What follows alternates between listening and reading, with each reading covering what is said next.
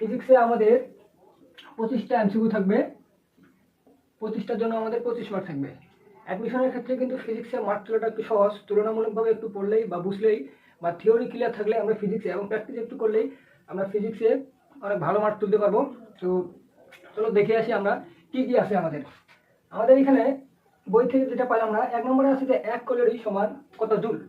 আমরা এটা জানি যে 1 ক্যালোরি সমান কত জুল। 1 ক্যালোরি সমান আমাদের 1 ক্যালোরি, 1 ক্যালোরি সমান 4.2 জুল। আমরা এটা জানি, এটা আমাদের একদম জ্ঞানমূলক প্রশ্ন থেকে দিছে অথবা জ্ঞান থেকে দিছে। এক্ষেত্রে আমরা 4.2 জুল দাগাবো। আবার এটা হুবহু যে এটা আসবে তা না, এটা যদি আমাদের উল্টায় দেয় যে 1 জুল সমান কত ক্যালোরি, তাহলে আমরা কি করব, 1 জুল সমান কত ক্যালোরি, তাহলে এটা আমাদের করতে হবে, যেহেতু 1 ক্যালোরি সমান 4.2 জুল, সেহেতু আমাদের 1 জুল সমান হবে 1/4.2। তো এক্ষেত্রে আমাদের ক্যালকুলেটর থাকবে না। ক্যালকুলেটর না থাকার কারণে আমরা এটা আমাদের হাতে কলমে করতে হবে। এটা যদি আমরা করতে যাই তাহলে এখানে আমরা পয়েন্টটা উঠাই দিয়ে আমরা নিচে একটা 10 লিখতে পারি, 10টা আবার উপরে উঠা যায়, তো 10/42 আমাদের আসে। তো এক্ষেত্রে আমরা যদি 10/42 করি, সেক্ষেত্রে আমরা দেখতে পাচ্ছি 10/42। সেক্ষেত্রে আমরা যদি এখানে নেই যে 42, যদি 42-এর থেকে 10 কিন্তু অনেক ছোট, সেক্ষেত্রে আমাদের এখানে একটা পয়েন্ট নিয়ে এখানে একটা শূন্য নিতে হবে। তাহলে আমরা কত পেলাম, উপরে পেলাম 100/42। তো 100, তাহলে এখানে আমরা দেখতে পাচ্ছি যে 2 দিলে আমাদের 84 হয়। যদি 84 হয়, সেক্ষেত্রে আমাদের বিয়োগ করলে আমরা এখানে পাই 16। যদি 16 পাই, তাহলে আমরা যেহেতু একটা পয়েন্ট নিচ্ছি, আমরা আরেকটা শূন্য নিতে পারি। আরেকটা যদি শূন্য নিই, তাহলে আমরা দেখতে পাচ্ছি, আমরা জানি যে 4 মানে 40কে 4 দ্বারা গুণ করলে 160 হয়। সেক্ষেত্রে আমাদের কিন্তু 42 আছে, তো আমাদের 4 দ্বারা গুণ করা যাবে না, 4 থেকে একটু নিম্ন নিতে হবে, 3 দ্বারা গুণ করি। 3 দ্বারা গুণ করলে আমরা পাবো 3 দুগুণে 6 আর 3 দুগুণে 6 আর 3 হাজারে 12। তো আমরা এখানে পাচ্ছি 4, ওইখানে 3 পাচ্ছি 34। আমরা আরেকটা শূন্য নিতে পারি। তো এক্ষেত্রে আমরা দেখতে পাচ্ছি যে যদি আমাদের বলে যে হচ্ছে 1 জুল সমান কত ক্যালোরি, তাহলে আমরা দেখাবো 0.23 ক্যালোরি। এটা আমরা করতে পারি। আবার আছে আমাদের 2 নম্বরে, আমরা দেখতে পাচ্ছি যে বল ও সরণের মধ্যবর্তী কোণ কত হলে বলের পরিমাণ,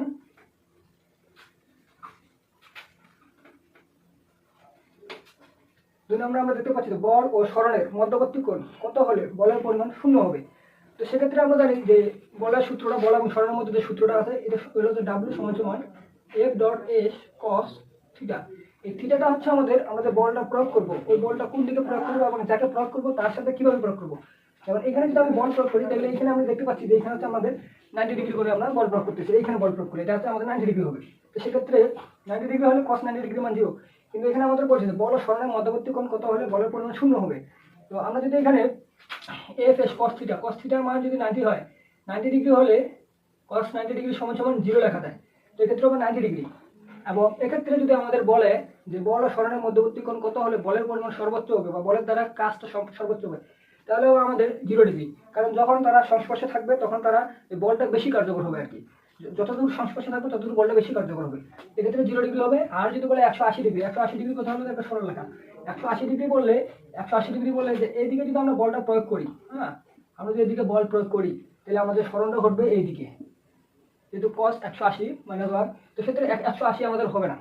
সরণ বলের বিপরীতে সরণ ঘটা মানে হচ্ছে আমাদের ঋণাত্মক কাজ। 180 ডিগ্রি বলে ঋণাত্মক হবে। এই এমসিকিউটা থেকে আমরা কি জানলাম? এমসিকিউটা থেকে আমরা জানলাম যে 0 ডিগ্রি হলে বল এবং সরণের মধ্যবর্তী কোণ, F কিন্তু বল এবং সরণ হচ্ছে S, আর cos হচ্ছে একটা ত্রিকোণমিতিক অনুপাত, থিটা হচ্ছে তাদের মধ্যে যে কোণটা তৈরি হবে সেই কোণটা, আর এক্ষেত্রে W হচ্ছে আমাদের ওয়ার্ক বা কাজ, W সমান ওয়ার্ক অর্থাৎ কাজ। সেক্ষেত্রে আমাদের 0 ডিগ্রি হলে সর্বোচ্চ হবে, 90 ডিগ্রি হলে আমাদের হবে মানে বলটা কাজ হবে আমাদের 0, 180 ডিগ্রি হবে মাইনাস, আর 90 থেকে কম হলে আমাদের ধনাত্মক কাজ হবে 180, মানে 90 থেকে বেশি, 180 থেকে কম 90 থেকে বেশি হলে আমাদের ঋণাত্মক কাজ হবে। তো এটা আমরা ক্লিয়ার করলাম 2 নম্বরটা।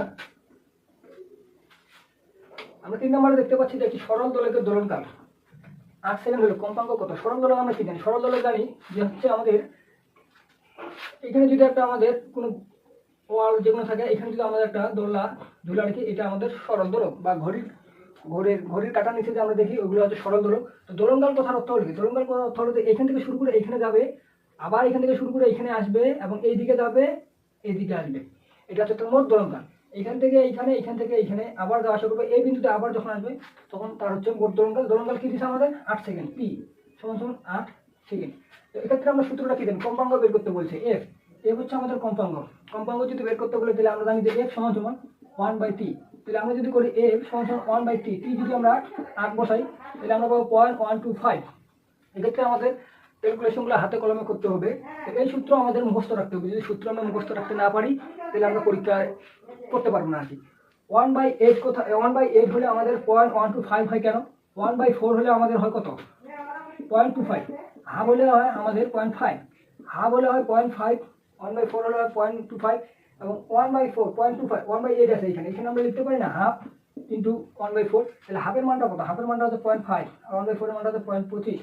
সেক্ষেত্রে আমরা এই দুটো গুণ করলে আমাদের 0.125 আসে, অথবা এই যে 1/4 এর মানটাতে আমাদের 0.25 আসলো, এইটাকে হাফ বা অর্ধেক করলে 0.25কে অর্ধেক করলে 0.12 মানে 125 আসে। তো এটা আমাদের মনে রাখতে হবে। এখান থেকে ইম্পর্টেন্ট হচ্ছে এটা এফ সমান 1/t, এটা আমাদের খুবই ইম্পর্টেন্ট। এফ হচ্ছে কম্পাঙ্ক, টি হচ্ছে আমাদের দোলনকাল। এটা করলাম। এটা করার পর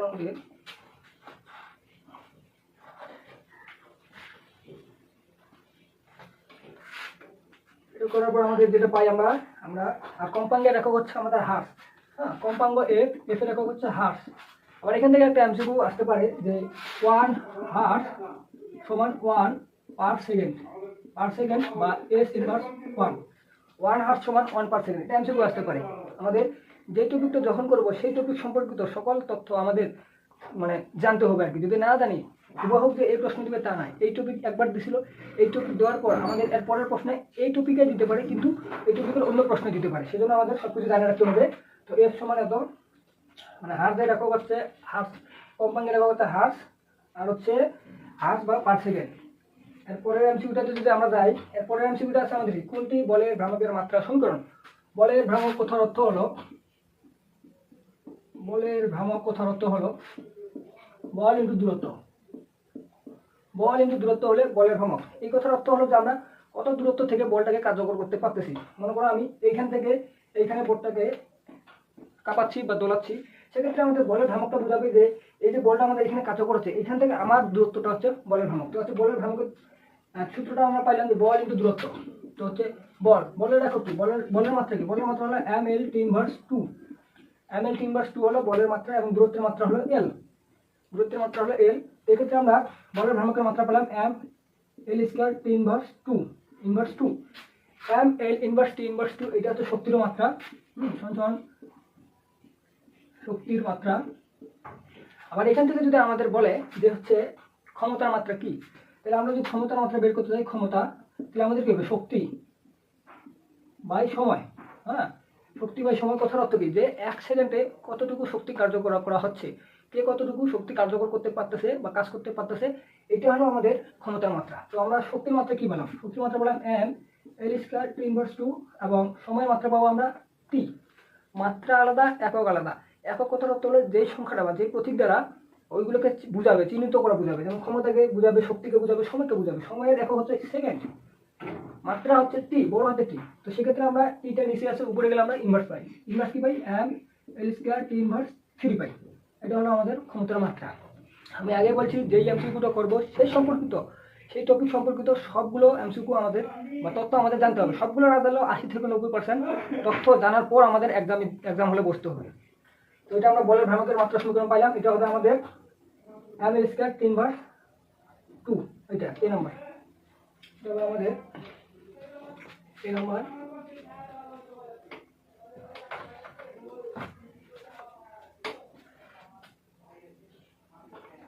আচ্ছা, তারপরের প্রশ্নটা হলো আমাদের 5 নম্বর প্রশ্নটা কি দিছে?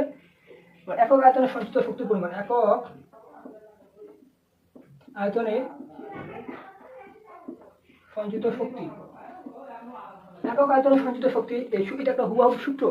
আমরা একক আয়তনে সঞ্চিত শক্তির সূত্রটা আমরা জানি হাফ ইন্টু পিরিয়ড ইন্টু বিকৃতি। এটা আমাদের মাস্ট বি মাথায় রাখতে হবে। একক আয়তনে সঞ্চিত শক্তি হচ্ছে হাফ ইন্টু পিরিয়ড ইন্টু বিকৃতি। ফিজিক্সের ক্ষেত্রে আমাদের সবগুলো যে ম্যাথমেটিক্যাল টার্ম দিবে তা না, এক্ষেত্রে আমাদের জ্ঞানমূলকও দিতে পারে, ওগুলো আমরা একটু কম দিতে পারে। প্রতিটা এমসিকিউর ক্ষেত্রে আমাদের অন্তত পক্ষে 14 থেকে 17টা প্রায় জ্ঞানমূলক দিবে অথবা এই সম্পর্কিত দিবে বা সিম্পল জিনিস দিবে। এবং মনে করো যে 8 থেকে 10টা দিবে আমাদের ম্যাথমেটিক্যাল টার্ম। এই 8 থেকে 10টার মধ্যে যে 4-5টা করতে পারবে, এবং এক্ষেত্রে যারা জ্ঞানমূলকের ক্ষেত্রে যারা মনে করো যে 12-13টা করতে পারবে, তারাই ফিজিক্সে কোপ দিবে এবং তারা ফিজিক্সে অনেক ভালো মার্ক পাবে। তো একক আয়তনে সঞ্চিত শক্তি আমরা করলাম হাফ ইন্টু পিরিয়ড ইন্টু বিকৃতি। তারপরে আমাদের আছে কার্নো ইঞ্জিন। তারপর আমরা যেটা দেখতে পাই, তারপর আছে আমাদের কার্নো ইঞ্জিন। কার্নো ইঞ্জিনটা কি?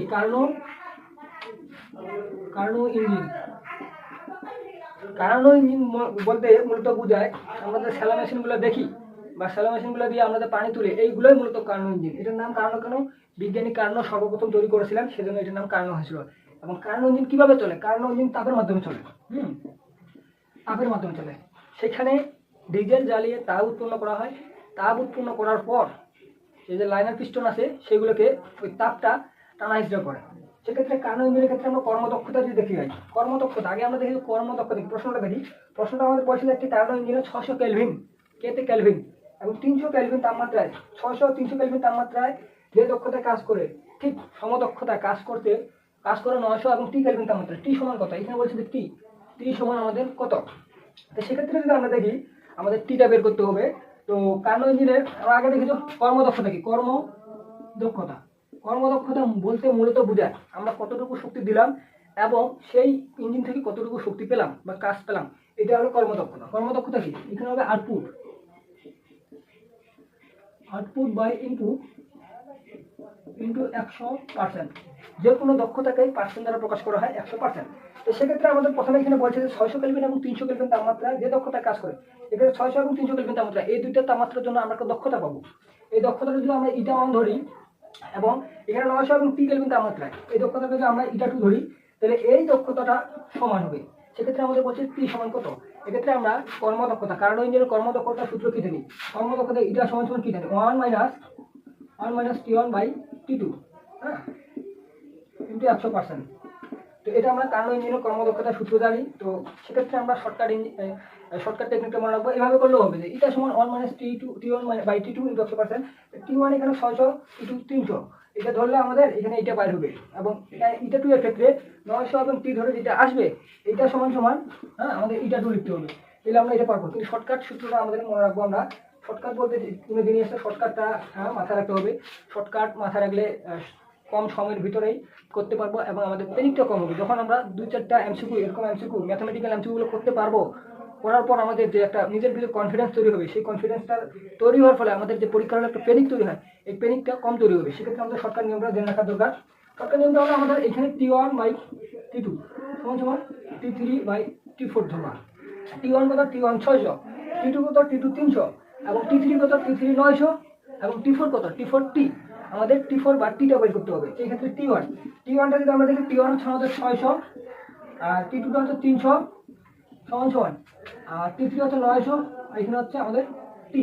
এই ক্ষেত্রে যদি আমরা জানি এটা কাটা অথবা এখানে 2 পাইলাম, তাহলে টি সমান কত পাইলাম? 900 ডিভাইডেড বাই 2 সমান 450। টির মানটা আমাদের কত আসলো? 450। এটা হবে আমাদের অ্যান্সার। তো সেক্ষেত্রে আমরা কি দেখি? সেক্ষেত্রে আমরা এখান থেকে বুঝতে পারলাম, এটা কিন্তু ইম্পর্টেন্ট আছে। সেক্ষেত্রে আমরা বুঝতে পারলাম যে 600 এবং 300 কেলভিন তাপমাত্রায় মানে হচ্ছে। তো আমরা এরপরের এমসিকিউটা যদি লক্ষ্য করি, তাহলে দেখবো যে 7 নম্বর এমসিকিউটা আমাদের বলছে যে আলোক তড়িৎ ক্রিয়া কোন তত্ত্বকে সমর্থন করে। এটা আমাদের একদম জ্ঞানমূলক। এটা হবে কোয়ান্টাম তত্ত্বকে সমর্থন করে। কারণ আলো সম্বন্ধে কোনো কিছু বললে এটাকে কোয়ান্টাম ভাবতে হবে বা কোয়ান্টাম থিওরি থেকেই এটা আসছে, সেজন্য এটা জ্ঞানমূলক, যেহেতু এখানে বোঝার কিছু নাই।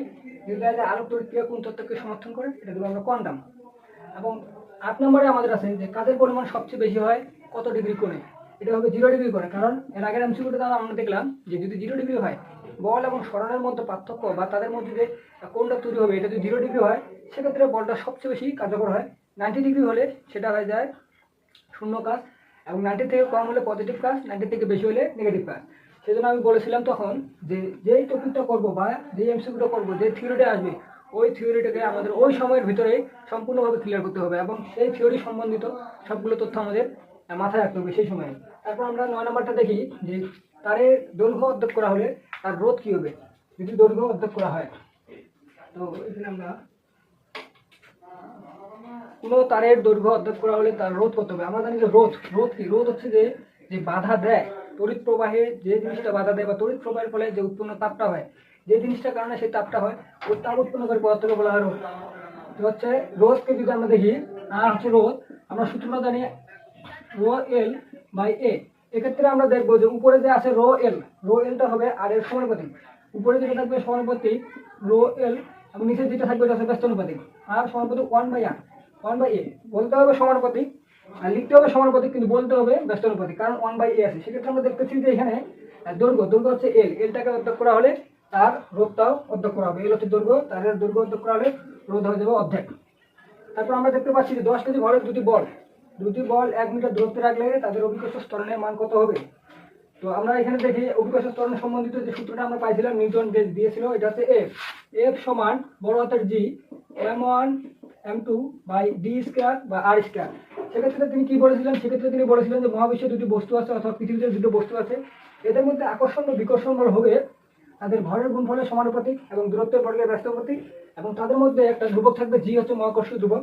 জি এর মান হচ্ছে আমাদের 6.67 × 10⁻11। কিন্তু এক্ষেত্রে আমরা তিনি যে বলেছিলেন যে তাদের আকর্ষণ বা বিকর্ষণ বল, এক্ষেত্রে শুধু আকর্ষণ বল হবে। বিকর্ষণ বল কখন হবে? বিকর্ষণ বল হবে আমাদের যদি তাদের আধান থাকার কারণে বিকর্ষণ বল হয়। কারণ প্লাস আধান থাকলে বিকর্ষণ হবে, অথবা মাইনাস থাকলে বিকর্ষণ হবে, কিন্তু প্লাস থাকলে আকর্ষণ হবে। সেক্ষেত্রে যেহেতু তিনি ভর বলেছেন, সেক্ষেত্রে আমাদের এই সূত্র যদি আমরা ফেলাই এফ সমান m1 m2, এক্ষেত্রে কি বলা হয়েছে? দূরত্বটা কত? দূরত্বটা হচ্ছে আমাদের 1 মিটার এবং ভর কত কেজি ভরের দুইটা বস্তু আছে? 10 কেজি ভরের দুইটা বস্তু আছে। তাহলে জি এর মানটা বসায়, জি এর মান হচ্ছে 6.67 × 10⁻11 আর এম এর মান হচ্ছে 10 ধরে 10 কেজি ভরের দুইটি বস্তু বলছে, একটি বলে নেই। সেক্ষেত্রে আমাদের প্রশ্নটা ফোকাস করতে হবে কি বলছে। তাহলে হচ্ছে আমাদের 10 × 10 হবে এবং নিচে বলছে যে 1 মিটার দূরত্ব কত? 1 মিটার। 1 মিটার থাকলে 1 এর উপর স্কয়ার হলে 1 হয়। সেক্ষেত্রে 10 × 10 করলে আমাদের 100 হয়। 100কে আমরা tan স্কয়ার লিখতে পারি। tan স্কয়ার লেখা মানে 0 এর উপর স্কয়ার লেখা মানে 0 দুটো। tan স্কয়ার লিখলে আমাদের এই পাওয়ারগুলো আমাদের যোগ বিয়োগ করলে আমরা পাই এখানে -11 আর এখানে +2, তাহলে আমরা পাবো 6.67 × 10⁻৯। এটা হবে নিউটন, কারণ বলে রাখা হচ্ছে নিউটন।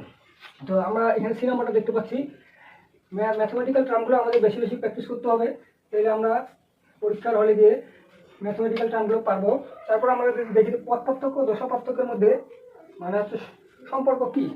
আমরা কি পড়ছিলাম যে হচ্ছে দশা পার্থক্য। হ্যাঁ, দশা পার্থক্য সমান কি লিখছিলাম? 2π/λ ইন্টু পথ পার্থক্য। সেজন্য আমাদের সূত্রগুলো মাস্ট বি মুখস্থ রাখতে হবে। দশা পার্থক্যকে ডেল দ্বারা প্রকাশ করা হয়, এবং 2π হচ্ছে ধ্রুবক সংখ্যা। 2π এর মান হচ্ছে 3.1416 আর ল্যামডা হচ্ছে তরঙ্গ দৈর্ঘ্য, এবং পথ পার্থক্যকে কি দ্বারা প্রকাশ করা হয়? পথ পার্থক্যকে সিগমা দ্বারা প্রকাশ করা হয়। এক্ষেত্রে যদি আমরা সম্পর্কটা দেখি, তাহলে আমরা দেখতে পাবো যে এটা যে আর দ্বারা যদি গুণ করি, তাহলে আমরা দেখতে পাবো ডেল বাই সিগমা সমান 2π/λ। সেক্ষেত্রে আমরা এইটা পাইলাম যে তাদের মধ্যে সম্পর্কটা কি, ডেল বাই সিগমা সমান 2π/λ। এটা কোথায় আছে? এটা আমরা যদি দেখি এইখানে আছে, অথবা এইখানে এই সম্পর্কটা থেকে আমরা এটা দাগাই দিব যেটা আছে।